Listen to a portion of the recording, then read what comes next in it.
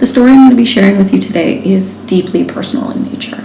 I'm going to be talking about how my experiences with mental health made me a more compassionate educator. I've been living with symptoms of depression and anxiety my whole life. They only became diagnosable and recognizable to me in the past couple of years. Like many people in this class sitting among us who live with these sorts of experiences, I imagine that you also too feel heightened emotions, anxiety, depressive states during practicum because it's a particularly demanding and challenging time. My experience is no different. The first 4 weeks of practicum were deeply challenging to me. I was in a particularly depressive state, facing walls of anxiety every day I came into work, and it was challenging. And the only way that I was able to come out of this and return to work in the practicum was to find a way to make meaning out of these experiences, to learn to grow as a teacher and find a way to work through them and make meaning, not only for myself, but also for my students.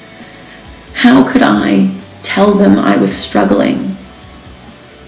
But through a dialogue in class, I found an opportunity to disclose the pain I was feeling, and ultimately it became very meaningful for me and my students.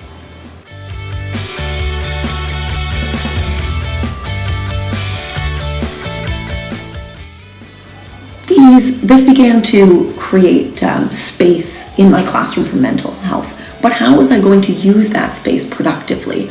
Once I had created a comfortable culture of discussing and disclosing symptoms of mental health, how would I use that information to help students? How would I teach them differently?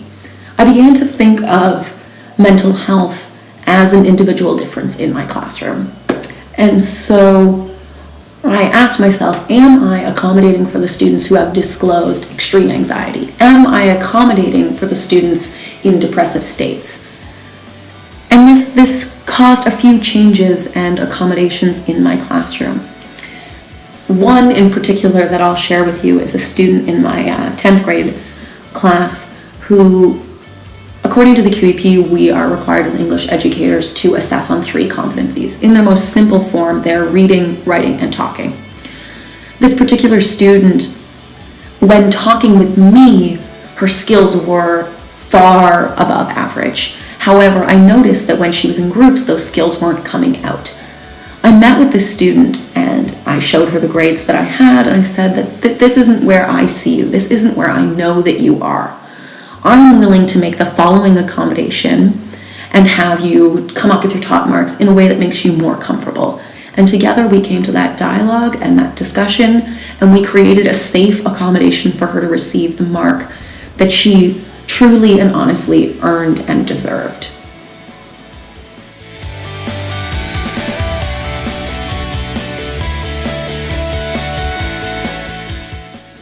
How could I make meaning from human experience with mental health, from my own experience, from my students' experiences in literature?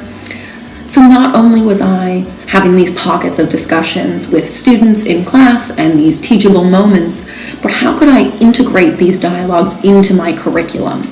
This idea stemmed from a reflection that I had with my associate teacher, where he asked me how I was explicitly addressing the broad areas of learning in my unit plan. And I sat back and reflected that this plan that I'd created didn't have this particular piece that I wanted. And at the time we were studying Macbeth, and usually I discussed topics of power, and I was able to transition and look at Macbeth through a lens that my students and I previously hadn't discussed. And we were looking at how Macbeth opened these dialogues for discussing mental health, topics of suicide, what it means, why it happens, how we can prevent it and support. And my students began discussing questions that I hadn't even anticipated. How would Lady Macbeth's doctor react differently if this took place today? What stigma would she face now that she did or did not face then? And how does this create the play more meaningful and relevant for these students?